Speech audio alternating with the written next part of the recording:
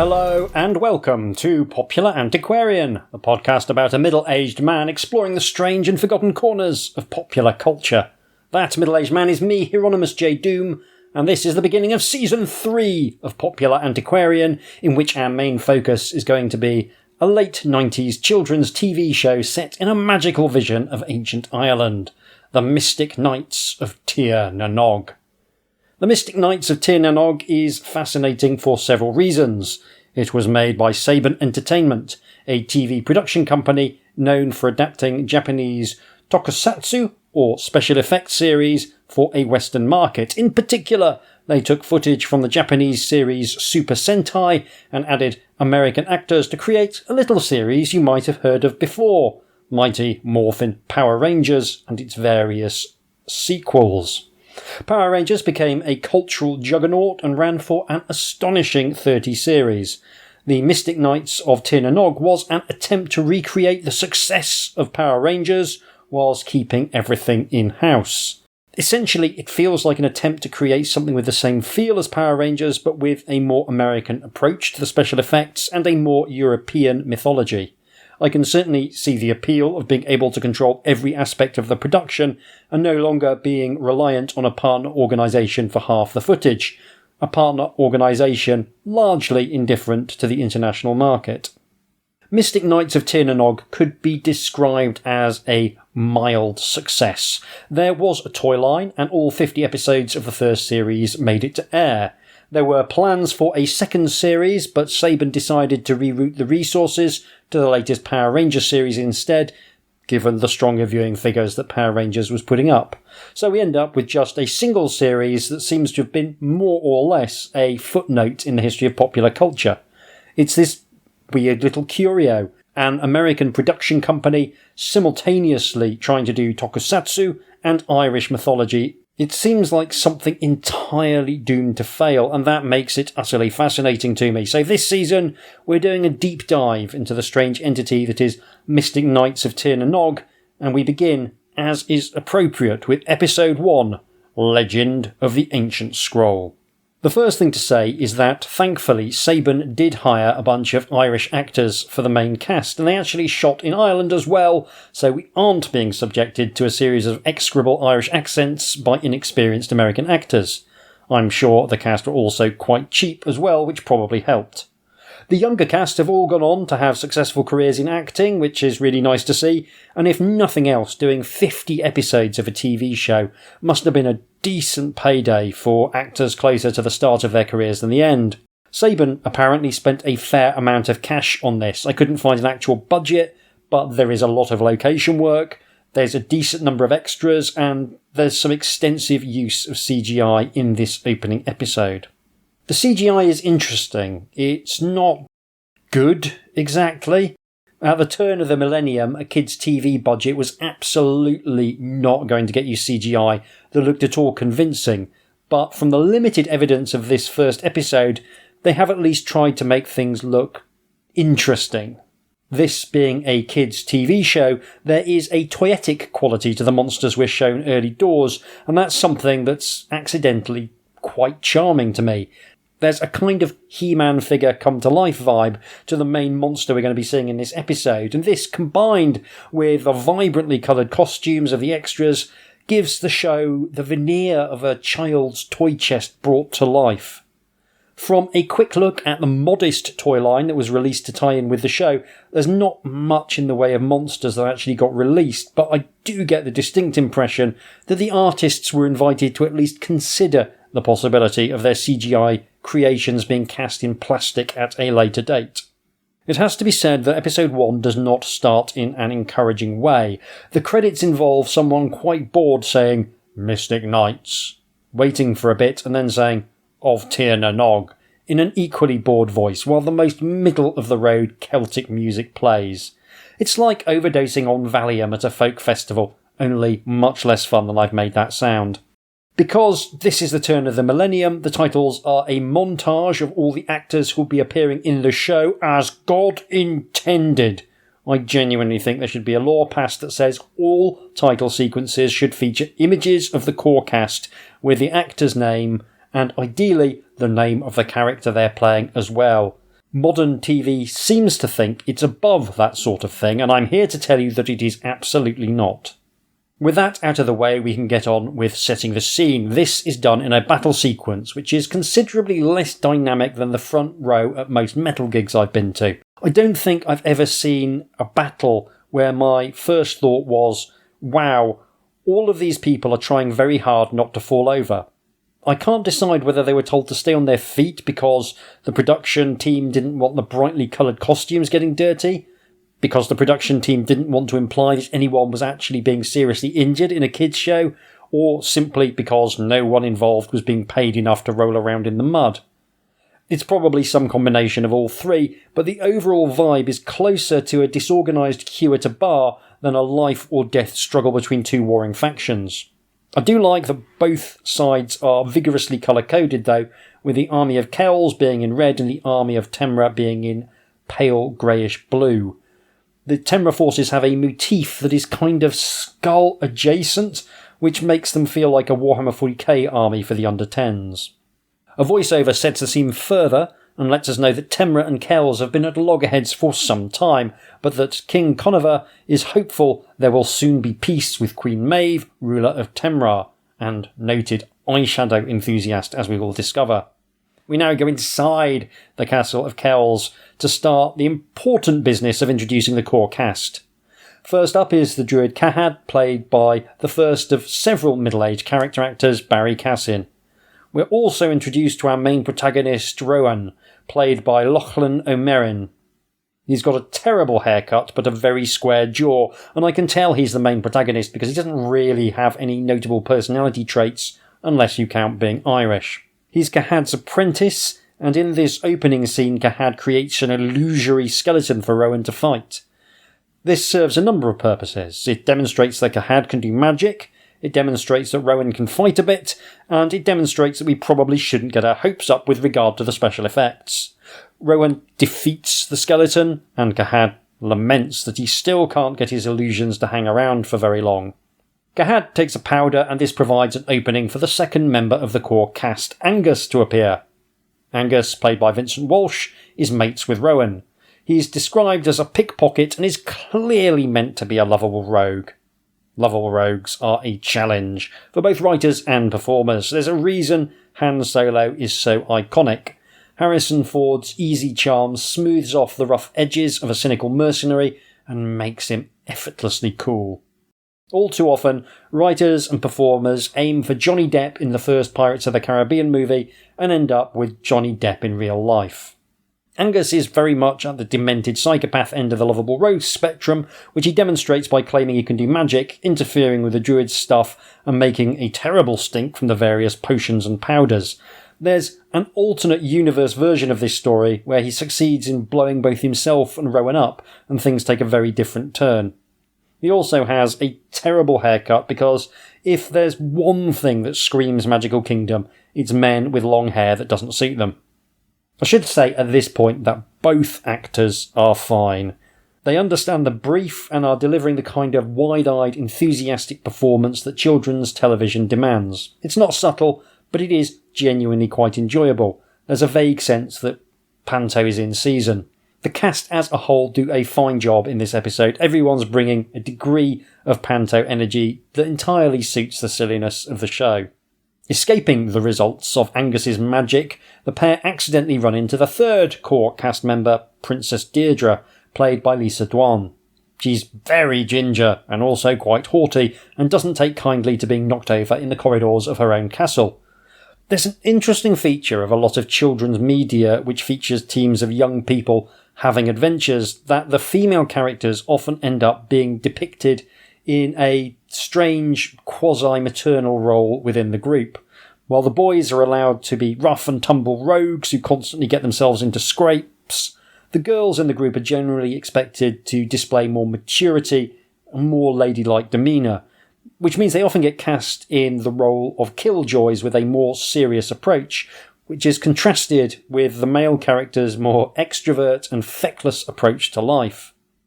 Sometimes this manifests as performing additional emotional labour within the group, and sometimes it manifests as being a source of discipline in the absence of actual parental figures. There's a lot you can say about how girls are socialised differently to boys and how stepping outside traditional gender roles still required a degree of negotiation even in the late 90s.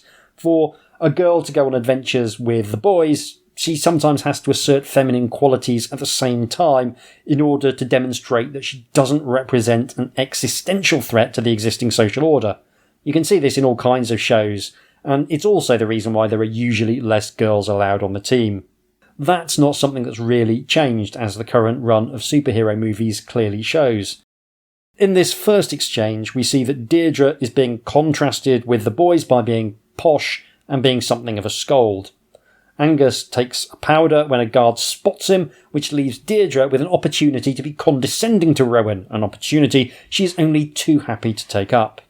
We now jump to an important meeting about a peace treaty between Maeve of Temra and King Conovar of Kells. Conovar is another middle-aged character actor in the form of Stephen Brennan, who is doing his absolute level best to impart a degree of Shakespearean gravitas to what is a very thin role. Charlotte Bradley as Queen Maeve has the advantage of some very extravagant eye makeup and a slight knowing smirk. She's got a fair amount of presence, but compared to other TV villains, she does seem a bit low-key. It's just a pale woman with big hair and a stripe across her eyes.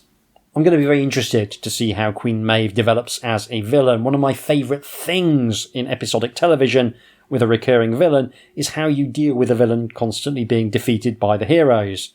Maeve's got the vibe of someone who feels as though she's always one step ahead, a self-possessed quality that I really like, but which will probably become quite ridiculous if she tries to maintain it in the face of an escalating series of defeats. Obviously, there's no problem with the villain of a kids' TV show being ridiculous, but I'm hoping she'll start gradually losing her cool as time progresses. Peace negotiations haven't even properly started when a man runs in to tell King Conovar that the forces of Kells are under attack from the forces of Temra in what must be the quickest backstab of all time. It's like if the Red Wedding had taken place while the hors d'oeuvres were being served. Conovar is shocked and appalled and orders Maeve taken prisoner. Unfortunately, the guards are extremely poor at the old fighting and are quickly beaten off by Maeve's Warhammer-adjacent bodyguard in a fight scene that looks astonishingly tentative. I certainly believe that everyone involved was very worried about getting hurt, which, is quite realistic, but perhaps too realistic. Maeve delivers a portentous threat and then uses her magic to vanish. Tahad doesn't want to be left out of the portentous business, so he starts warning that bad things could happen very soon. An amazing insight given that a magic woman just threatened everyone with bad things about 2 seconds ago. From here, we need some more information on Maeve in order to demonstrate her as a threat. Having retreated to her modestly forbidding castle, she summons a tiny fairy named Maida, a representative of the She with whom she has bargained for magical power. Maida is amazing.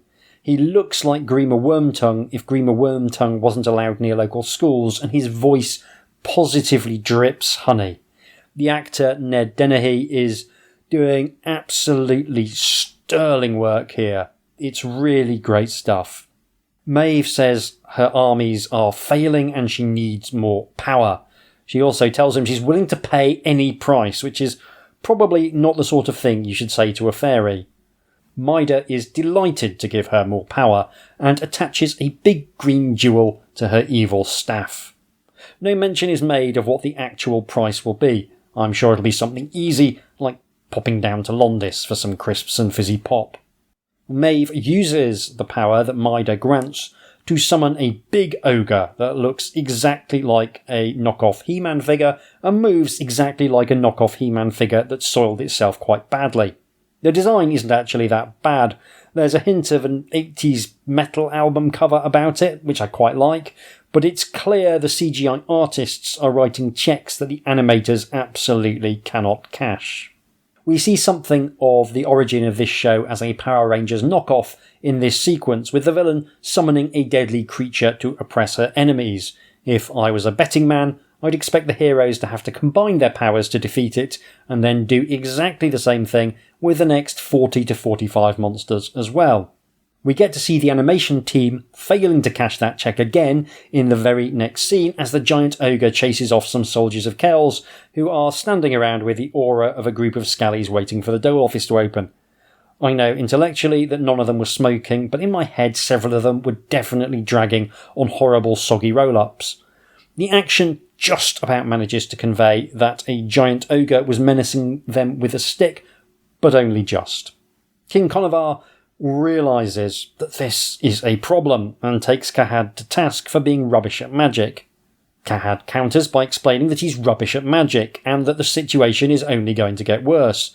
He's very much a glass half full fellow, but the glass is half full of piss. A soldier pops in to say everything is even worse than expected, and now everyone's glass is overflowing with piss. Maeve pops up magically to gloat about all the piss and demand an unconditional surrender before vanishing suddenly. Deirdre advises fighting, for she is feisty, and Cahad suggests that there's the faint possibility of magical help from the little people of Tir na Nog. Deirdre says they must never surrender, a phrase that hits a lot differently in an Irish accent if you're from the British Isles than I think it probably did on Nickelodeon. Conovar refuses to put his faith in the legend of the ancient scroll and decides to surrender, what with all the piss and everything. His warriors are aghast. We now cut to Cahad looking at an ancient scroll, the ancient scroll. Rowan swans in, reads the scroll, which literally says that a warrior without lineage, but with the brand of destiny, will discover the warrior Draganta, who will save the kingdom. What a coincidence! Rowan has no lineage. He also has a weird birthmark that looks exactly like the brand of destiny. However, there's two problems. The scroll is incomplete and Rowan is a blithering idiot. Nonetheless, Rowan is absolutely certain that he is the one to save the kingdom. King Conovar refuses to let Rowan try to save the kingdom, presumably on the basis that he's met him. Deirdre and Cahad speak on his behalf, and eventually Conovar gives him until the summer solstice. He also forbids Deirdre to go with Rowan, which he will absolutely and inevitably ignore. Rowan decides to take Angus with him, which is doubtless something of a relief to everyone in the castle, since he's currently sat in the dungeon singing folk songs at the top of his voice. So Rowan and Angus set off to search for Tir na Nog and the warrior Draganta. We get a couple of very nice shots of the beautiful Irish landscape, and Angus gets to tell us that he only came on the quest in order to score some loot.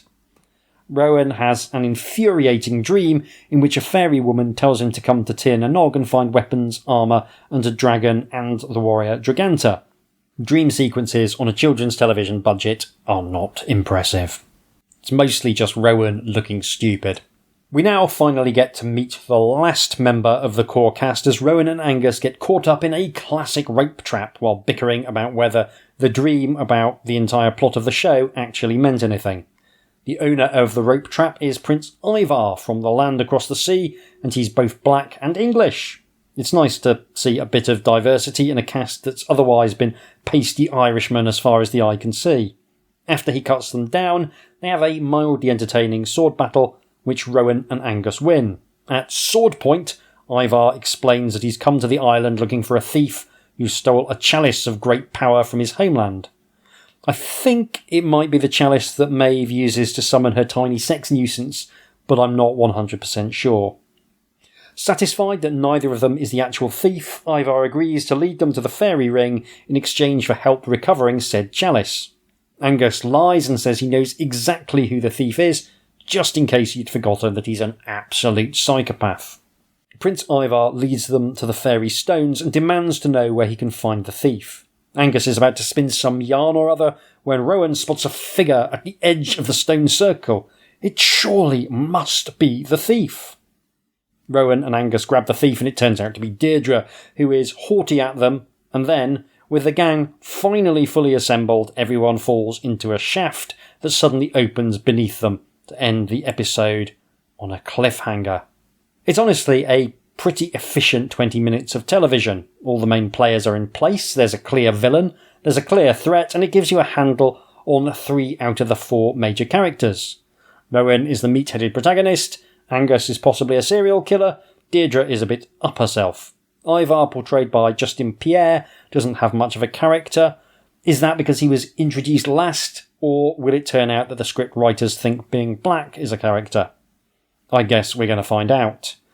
I did really like the intrigue with Mida the evil fairy, and I hope he turns up fairly frequently just so that I can enjoy Dennehy's weird portrayals some more.